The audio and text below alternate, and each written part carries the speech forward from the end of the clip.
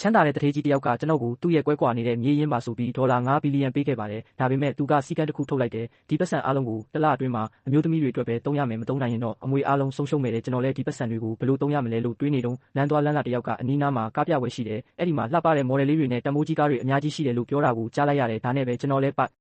စံဖြုံးဖို့အကောင်းဆုံးနေရာပဲဆိုပြီးကားပြပွဲစီကိုချက်ချင်းထွက်လာခဲ့ပါတယ်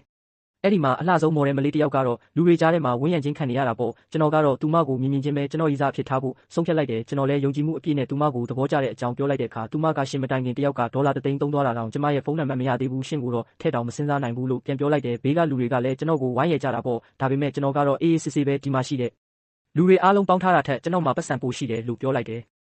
ဘယ်သူမှမယုံကြပဲကျွန်တော်ကိုလိန်နေတယ်လို့ထင်နေကြတာအဲ့ဒီမှာပဲမော်ဒယ်မလေးကတကယ်ချမ်းသာတယ်ဆိုရင်ဟိုမှာရှိတဲ့ Rolls Royce ကားကိုဝယ်ပေးနိုင်မလားဝယ်ပေးနိုင်ရင်ရှင်နဲ့တွဲမယ်လို့စင်ခေါ်လိုက်တယ်အဲ့ဒီအချိန်မှာပဲကျွန်တော်ရဲ့ရီးစားဟောင်းကသူမရဲ့ချမ်းသာတဲ့ရီးစားတင်နဲ့ရောက်လာပါတယ်သူမကကျွန်တော်ကိုပတ်စံမရှိတဲ့ကောင်လူအတိုင်းဝိုင်းရဲ့အောက်ခြေလူလန်းစားဆိုပြီးလူပုံအလဲမှာအော်ဟစ်လောင်ပြောင်းတော့တာပဲသူမရဲ့မောက်မာတဲ့မျက်နှာကိုမြင်တော့လွန်ခဲ့တဲ့3ရက်ကအဖြစ်ပြက်ကိုတတိယသွားတယ်အဲ့ဒီတုန်းကကျွန်တော်မှရှိသမျှစုဆောင်းငွေတွေအကုန်သုံးပြီးသူမကိုကားတစ်စီးနဲ့ဆွဲကြိုးတကုံလက်ဆောင်ပေးပြီးလက်ထက်ခွင့်တောင်းခဲ့တာပါဒါပေမဲ့သူမကဒါတွေကအမိုက်တွေပဲလို့ပြောပြီးအဲ့ဒီသူထေးသားနောက်ကိုကောက်ပါအောင်လိုက်သွားခဲ့တာ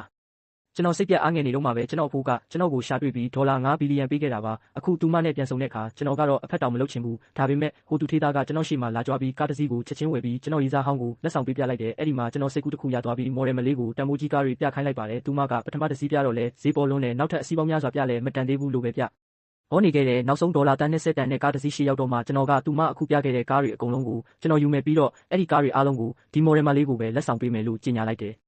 အားလုံးကကျွန်တော်ကတ်ထဲမှာပတ်စံမရှိဘူးထင်ပြီးမန်နေဂျာကိုခေါ်ပြီးငွေရှင်းခိုင်းတာပေါ့ဒါပေမဲ့ငွေပေးချေမှုအောင်မြင်သွားတဲ့အခါမှာတော့အားလုံးရဲ့လှောင်ရည်တန်တွေရုပ်ချီးရက်တန့်သွားပါတယ်ကျွန်တော်ရီးစားဟောင်းရဲ့မျက်နှာကလည်းလှောင်ပြောင်းတဲ့အမူအရာကနေချက်ချင်းပဲအောက်ကျပြီးပြန်တွဲဖို့တောင်းပန်တဲ့အမူအရာပြောင်းသွားတော့တာပဲသူမရဲ့အပြုအမူကိုကြည့်ပြီးကျွန်တော်ရဲတောင်းရဲချင်သွားတယ်လမ်းဟောင်းကိုပြန်လျှောက်လို့ရနိုင်ပေမဲ့လက်လွတ်လိုက်ရတဲ့လူအချို့ကိုတော့ဘယ်တော့မှပြန်မရနိုင်